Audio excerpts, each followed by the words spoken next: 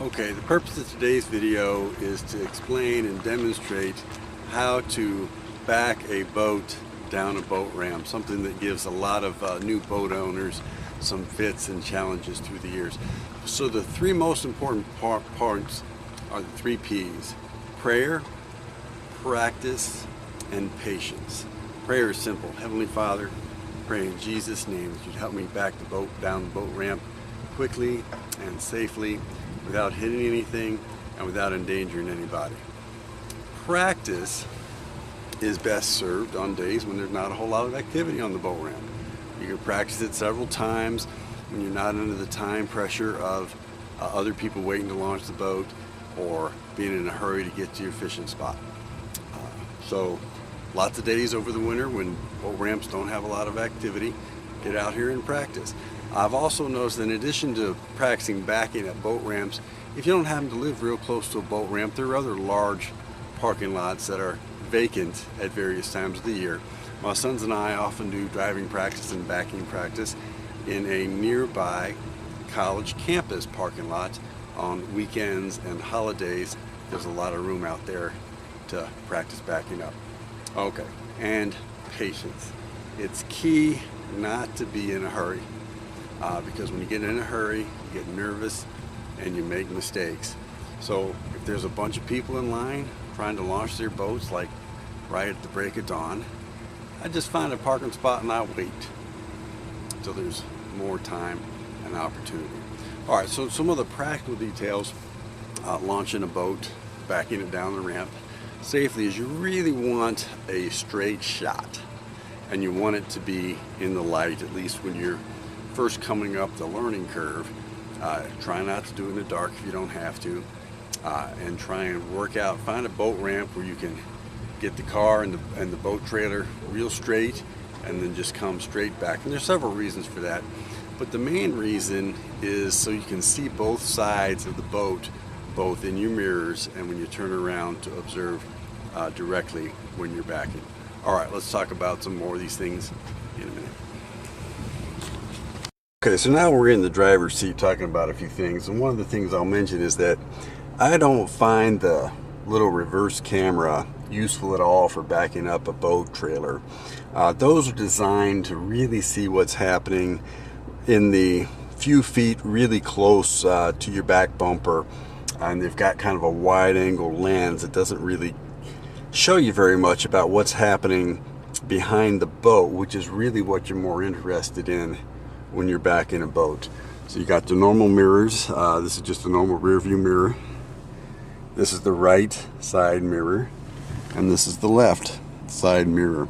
And one of the things you'll notice is that when you're really going straight backwards, you can see the boat and the wheels and the trailer lights on both sides.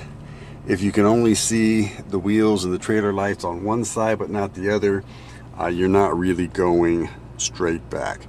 Another thing I'll mention I like to do when I'm backing a boat trailer is I like to turn the radio off, and I like to have windows open on both sides so that if somebody needs to yell and catch my attention that I'm about to hear something, I can hear them do that. The other thing I like to do, if you'll notice, is that right now the back hatch is closed. I like to open it because opening it gives me a better view, and I can see better, and I can also hear better what might be happening back there. All right, so now I've got the rear hatch up, and this is also a trick that can work well in a pickup truck. If you lower the tailgate, you can see a lot more than you can if the tailgate's up. So you just want as much vision as possible. And I'll stop, and when I'm stopped, I might check my mirrors left and right. But when I'm actually in motion backwards,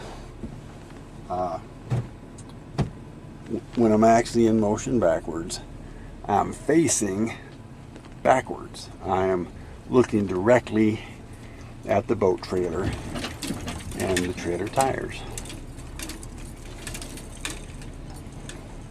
And since it's a straight shot, there's not a whole lot of turning to do.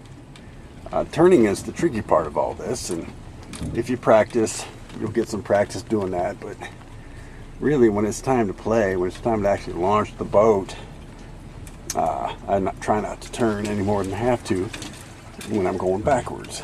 Get it straightened out in your forward manipulations, and then back it up. All right. Now, one of the key things that I need to use my mirrors for is how far back do you go? And most trailers, when you're backing up a boat, they launch pretty well. When you get the tire or the little fender barely underwater, and one of the things that I've learned with my boat trailer is that you see the trailer light back there? If the trailer light gets underwater, you've gone too far. So you want the fender, the water near the top of the fender, and you want the trailer light still above the water.